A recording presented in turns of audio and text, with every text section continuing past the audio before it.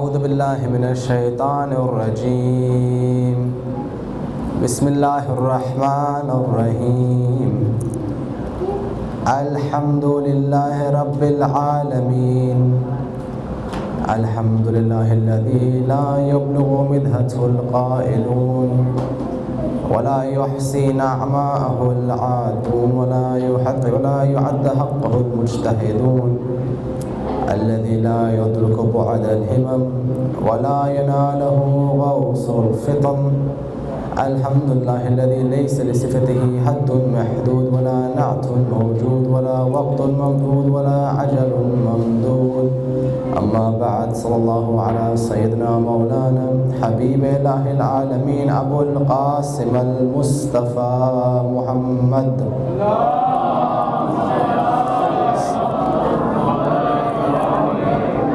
وصلى الله على من هو عند الرسول أخي وابن عمي ووصي ووارثي وموضع سري أبو الحسنين مولى القونين إمام الثقلين يعصوب الدين رئيس الموحدين قائد الغر المحجلين والسيد المتقين أمير المؤمنين أسد الله الغالب غالب على كل غالب مظهر العجائب علي بن أبي طالب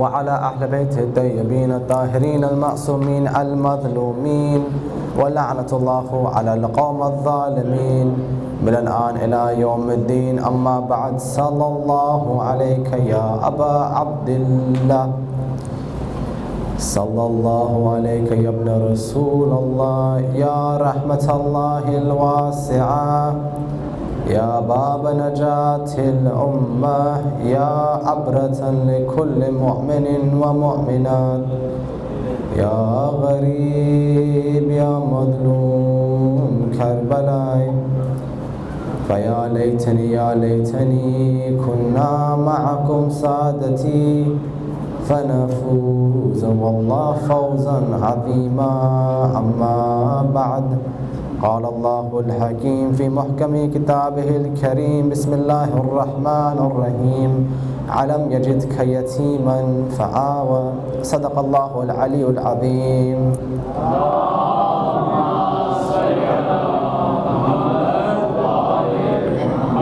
Assalamu alaikum wa rahmatullah. Assalamu alaikum. If you can put the mic just a little bit higher, please. Thank you. In continuing the Majlis as part of our series, we come very close to the end of the task we set ourselves, which was the following. The world around us is changing, and we want to use Moharram as almost a resource or a toolkit to build in ourselves everything we need to understand the new world. And the new world plays tricks and lays traps for us, and many of them involve the denial of truth or the use of religion in modern life. And we've been through every night different aspects of the issue of what we call postmodernism. Modernism being the name given to the world at a juncture 2 centuries ago, which now is changing in front of us with ideas like truth, identity, history, the role of religion, all being denied in front of us. And we have found, for those of you who inshallah who have been attending and listening, that the love of Ahlul Bayt and the Majlis of Hussain alayhi salam has kept alive all of the truth of the religion of Islam. And any time we face a difficulty, especially in the modern world and in the ancient world, the thing that we could always rely upon was the love of Ali and the musibah of Abu Abdullah alayhi salam. That was always there for us. Okay.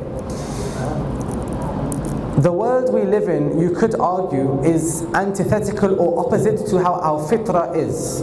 This world is not being made around us in society in line with our human nature. This world is built on unnatural aberrations and false things, and we are forcing ourselves to go through oftentimes a system not built to serve the most innate need of insan to find Allah subhanahu wa ta'ala, because you won't find God in the system around you the way that it's been constructed and built. Something in our fitrah is not being answered. Okay. It could be the desire for truth, it could be the idea that we have identity, fine. I want to add one more thing to our majalis. And the point I'm going to make today is, for me, one of the most special ideas that I keep close to my heart, and I'm very honored that I can share with all of you, inshallah. We have a narration from either Hadith Qudsi or from Ahl al-Bayt that man arafa nafsahu faqad arafa imamahu. Whomsoever knows themselves will know their Imam. It means that if you look inside and inwards, somewhere in Insan you'll find a gap. Something is empty inside of us. And that emptiness can only be filled when you find the Imam in your life. Okay. Have you ever felt like this? That there is something in me that is just missing, and no amount of pleasure of this world will fill in that gap. There is some meaning I'm looking for, there is some, I would even say there is some belonging I'm looking to go back to, and I just can't find it anywhere. And maybe sometimes in life I find glimpses that I belong, or I feel at home, or I feel safe. But that feeling never lasts. It's like inside me there is this hole or this gap, and I am only chasing fragments to fill that gap with where I belong. And I can't find my home. No matter how many countries I migrate to, how many times I go to ziyarah, how many times I go to majalis, I have still not found exactly where I belong. Inside the fitrah, there is this empty hole. It is as if all of our insides are crying out towards looking for your Imam of your time, and only when that thing comes, it becomes full again, and you feel fulfilled, and you feel at home, like I belong somewhere when I have my Imam. Today, let's try and understand human nature like this. Let's look inwards and see for ourselves, what exactly does it feel like to have that emptiness in insan that I sometimes feel and then it goes away. Let's actually find it today and put our finger on top of it. And let's see how the Musib of Abu Abdullah shines a new light on where our home is and where we truly belong and where you'll feel the most safe in this world. Inshallah, this discussion that I'm going to be beginning will require some support from you, for I really hope we can deliver the message, inshallah. So if you are with me, if I have your du'as, your support, and I have at least your ears for the time that I'm speaking, sallu ala Muhammad wa ali Muhammad.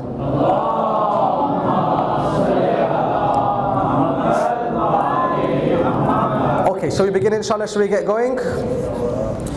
Allah subhanahu wa ta'ala creates all of us, and we are all part of His khilqiyat, His act of creation. Okay. All created things must have a cause. Every effect has a cause. Everything which exists has something which brought it into existence. Of course, Allah is our cause. But sometimes between Allah and the thing which exists, there are a series of smaller causes. None of them are complete causes, but when they come together, they create the effect. Give you an example. You light a fire on a lamp, a candle. You might think the cause of the light is the match I put on the fire and it comes. But in between the match and the candle, there is the fact that the candle must be dry, there must be enough wax, it can't be in a place with too much wind blowing, you must be able to come near it and move it away, you must have fire strong enough to light that candle. All of these things are what we call preparatory causes. They're part of the cause. But on their own, none of them are going to light that match. No amount of wind will light that fire. You could have all of the wax in the world, it won't light. You could have the driest conditions, but if there's no fire, it won't light. If you bring all these causes together, you have khilqiyat. Individual causes come together to make a new thing. And when something is made, when something is created, then it contains in it wujud from the original cause. Let me make it very, very clear with an example. The ulama give this example. Imagine everyone's running a race and they stand in a line. The first guy will not run until the runner next to them gives them a baton. You know a baton that you run in a relay race. And that person won't run until someone else gives him the baton. And he won't run until someone else gives him the baton. All of them are waiting for the same baton to be handed through to them. Once they receive it, they'll start running. This is wujud. We are waiting for parents to give us wujud, but they must get it from somewhere as well. They got it from their parents and their parents and their parents. And at some point, Allah subhanahu wa ta'ala made the first wujud in the creation of this earth. And that had the whole chain that's coming. This is proof, by the way, why there must be a God. Because where is the first existence to give it to everyone else? Where's that first cause which passes wujud all through the chain from Allah until me? There must be some beginning. I'll give you another example to make it clear. You know the game Chinese whispers? Yeah, where you whisper something and the other person hears it and they repeat it and they whisper and hopefully they repeat the same thing they heard. If they don't, I'm assured hilarity ensures. And then what happens? The last person will say what they heard and the first person would have first whispered it to them. Okay, wujud is like the transferring of one whisper to one ear and that person to another ear, another ear, another ear. They keep passing it along and along and along. But there must be one first cause who has the first whisper for the last person to hear in the first place. Okay, Allah subhanahu wa ta'ala is wajib al-wujud. No one whispers to Him, no one passes any baton to Him. Allah originates creation Himself. He doesn't need anything to give Him existence. But when Allah does create, He doesn't just click His finger and you are just born out of the ground like a plant. There are a series of stages between Him saying kun fayakun and you being born. Those stages include your parents. Okay, they are stages. When Allah creates us, He creates something before us to create us. It's like an artist gathers all the materials together and then with the paint he's brought and the paper he creates a new painting. You are that painting which has generations have gone into creating you the way that you are. The Quran goes through the same idea. That even when Allah created Adam, who you could say is the first insan, even he was created from something else. For example, Bismillahirrahmanirrahim, the verse says, وَبَدَأَ الْخَلْقَ الْإِنسَانِ مِنْ طِينٍ. We created insan from clay, which implies before Adam there was at least clay. From clay came Adam. Okay. Or for example, وَلَقَدْ خَلَقَ الْإِنسَانِ مِنْ الْسَلْسَالٍ مِنْ حَمَاءٍ مَسْنُونٍ. We created Adam or insan from clay, which was a dark clay. Okay, so at least there was something which existed from where everything else came. Okay, so I get it so far. You have Allah, you have Adam. Between Allah and Adam there are, for example, clay. They are part of Adam's creation. Between Adam and me there is all of humanity. Between Adam, I don't know if those of you were here yesterday, we said in the Quran, we are only called Banu Adam like 3 or 4 times. 3 times directly, 1 time in Ashara. Alam ahad alaykum ya bani Adam, Allah ta'budu shaitan. Only 4 times. But that's our pehjan, we are from Adam. All of the parents between you and Adam have a role to play therefore. They are continuing wujud from Adam until us. Okay. I want to go to the next point. Sallu ala Muhammad wa ali Muhammad.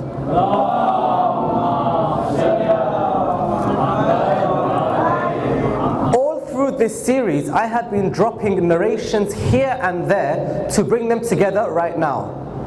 When we mention أَوَّلَ مَا خَلَقَ اللَّهُ نُورِي, Rasulullah saying the first thing Allah created was my nur. Okay. When we said Ya Ahmad لَوْلَاكَ مَا خَلَقْتُ الْأَفْلَاقِ وَمَلَوْلَا عَلِي مَا خَلَقْتُكُمْ وَلَوْلَا فَاطِمَةَ مَا خَلَقْتُكُمَا. If Ya Ahmad, Ya Rasulullah, if it was not for Ali, I wouldn't have created you. If it wasn't for you, I would not have created the universe. If it wasn't for Fatima, I would not have created either of you. Okay. And then we said which one? We read in Hadith al-Qisa that we did not create all of the heavens and the earth and the oceans and the flowing springs and the ocean and the ground and the sea إِلَّا فِي مُحَبَّةِ هَؤُلَاءِ الْخَمْسِ الَّذِينَ هُمْ تَحْتَ الْقِسَى, except for the muhabbat of those 5. What am I trying to say to all of you? Before Adam there was something which was there before, okay? There was some existing thing. And Ali Muhammad played that formative role that even before Adam they existed, which implies something more. Ayatollah Khushvaq puts it all together for us. He says, okay, take all those narrations. We made the Ruh of Rasulullah first, and Ali alayhi salam was first, and Fatima, and now take Adam, put it together. He says, Allah created the universe for the purpose of hidayat, for guidance. That's God's plan for us. And the locus, the thing which contains hidayat, is Ali Muhammad. They are the family for the sake of hidayat. Adam therefore comes from this hidayat, that he's created to continue the line of hidayat until the time comes for Ali Muhammad. Which means then, Adam comes directly from Ali Muhammad. That's the way that the mind works. Hidayat comes first. Ahlul Bayt represent Hidayat. They're created first. Then Adam comes. So for example, it's only when Adam learns the names that he becomes layq of sajda from all of the beings. He learns the names and then فَإِذَا سَوَيْتُهُ وَنَفَخْتُ فِيهِ مِنْ رُوحِي فَقُولُهُ سَاجِدِينَ. Now do sajda to him. Which means just like Adam is my origin, Adam's origin is Ahlul Bayt. Now cut out Adam, isn't my origin Ahlul Bayt as well then? If I skip all my parents and Quran calls me Banu Adam, He's my origin, I'm known by him. But he gets his origin from Ali Muhammad. Surely then I am a product directly or indirectly from the Nur of Muhammad or Ali Muhammad. Once we realize this, everything else fits in together when it comes to Karbala. It all makes sense now. There is something happening there which we wouldn't know unless we had this discussion. What's happening? Sallu ala Muhammad wa ali Muhammad.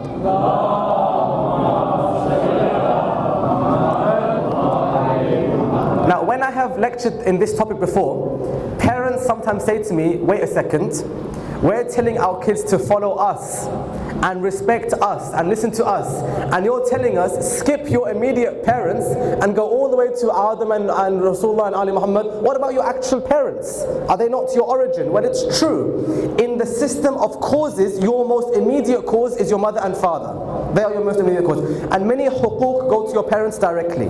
Okay? رَبَّ ارْحَمْهُمَا كَمَا رَبَّيَانِي صَغِيرًا. Allah, have mercy on me how you had mercy on my parents.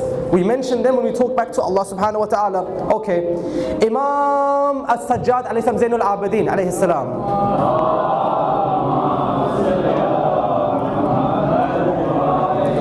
Does he not say in Risalatul Huquq, the book of rights, the right of your father, he is your roots, all your good deeds are attributed to him? It's your father, your actual dad. Does he not say the right of your mother is that you should remember she gave you clothes when she had none, she gave you food when she had none, she gave you water when she had none, all that you may live. Remember your parents. Does Sadqa Jariyah not help your parents? They are immediately linked to this. It's true, our parents have many huquq attached to them. But have you ever asked this question? If Allah has given me one purpose, one mission, I come from Adam, Ahl al-Bayt, but all our parents are different. One person's parents are very religious, one person's parents are not religious, one person's parents are poor, one person's parents are rich. All our parents are different. How are we fair? How is it equal footing to go back towards God if all our parents start us off in different places? One person's father is a marja, one person's dad is not even Muslim. What, are both going back to God in the same way? Is that even fair? In a race, you start at the same place when you run. How is one person starting with Quran read in their home, another person reciting when they're growing up in a war zone with no Islam around them? How is that fair? Each parent in the chain must have an effect on my hidayat. Okay. Someone came to Syed Munir al-Khabbaz with this question. Syed Munir is a great scholar alive today who is one of the most important ulama at the moment for the marji'iyyat and representing them. In fact, for his soul, sallu ala Muhammad, for his success.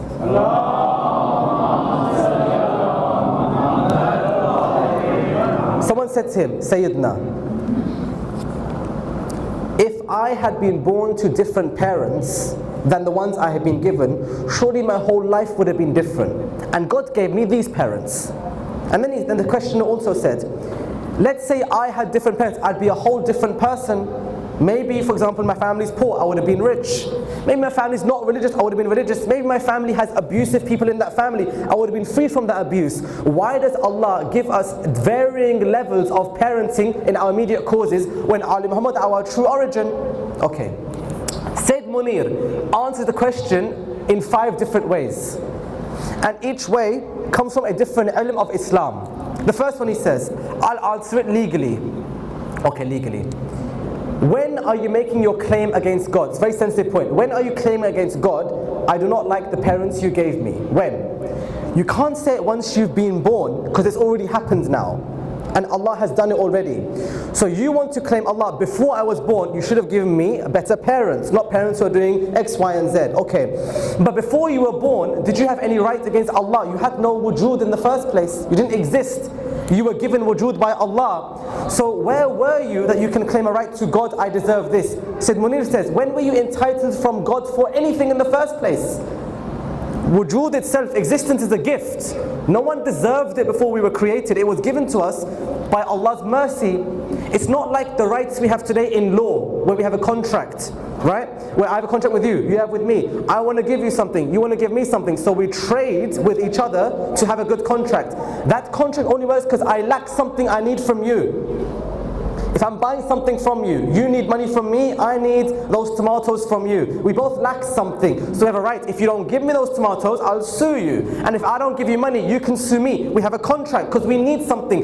Where's your contract with God that He needs you? Where's that contract? I need him completely. So I can't say to him, if you're going to create me, I want a family with a nice car and a nice house and living in this time, in this era. I want to be a man of this side. You can't say these things, for you're not entitled to any of those things. All you get is a gift from God in the first place. That's the first answer. Then he answers from philosophy. He says, okay, what's the actual question? The real question is, why didn't Allah create me with different parents? That's the question. But the question's wrong. Philosophers love doing this. They say the question's wrong, so they don't have to answer the question. But why? When you say, why did Allah create me? Me is determined by my mom and dad, my family. So if I had different parents, there'd be no me in the first place. So by saying, why did Allah create me? All you're really saying is, why doesn't Allah create other people from other families? And He does all the time. Where's the problem? It's a very delicate point, but if you get it, you know what I'm trying to say. If you say, why has God created me from this parents, when me only came from this parents? So I've already been formed by them. So I have no logical claim against God. Okay, I'll move on because I can tell that's not going in. The third point he makes is a theological claim, which is the following. He says, okay, let's say your parents are poor. Let's say your parents were migrants coming to this country. Let's say, for example, your parents were from a country invaded by other countries. Says Munir says, if you go back in history to the actual micro details of your past, did those things come from Allah or from the culture around you? Free will. One country invades another country. That country becomes poor and unstable. Did God invade that country, or did human free will invade that country? Why are you blaming God for humans' actions? Okay, my family is rich, one person's family is poor, because let's say my family studied or, for example, had a level of education. Okay, well, wasn't that to some level their free will to pursue these things? You could argue there's privilege, there is, but there's also free will. I can't say, God, why have you not given me the most rich family when my own family 10 generations back from poverty became rich? That was free will. This is linked to the fourth point, which is called environment. Just because you come from a certain environment doesn't mean you have to be that way. You're not predestined.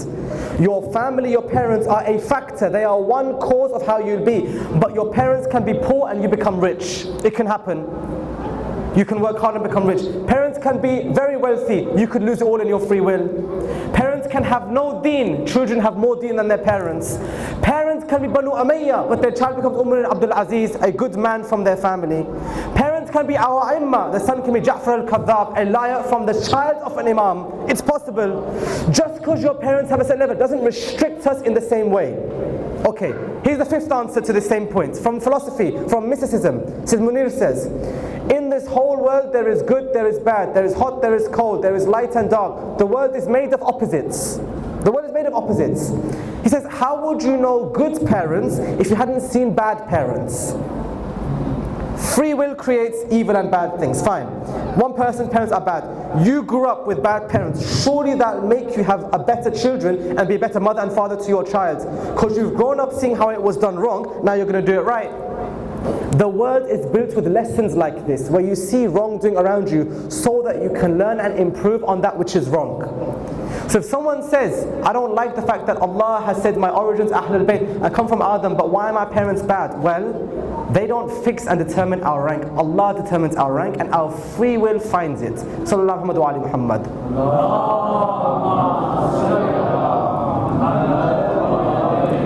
The Quran has in it good mothers and bad mothers, good fathers and bad fathers. My dear brothers and sisters, we don't get to choose the environment of our birth. We are given it. How we act according to it, our conditions, that's where our true reward comes. How much effort did you do in the climate I sent you?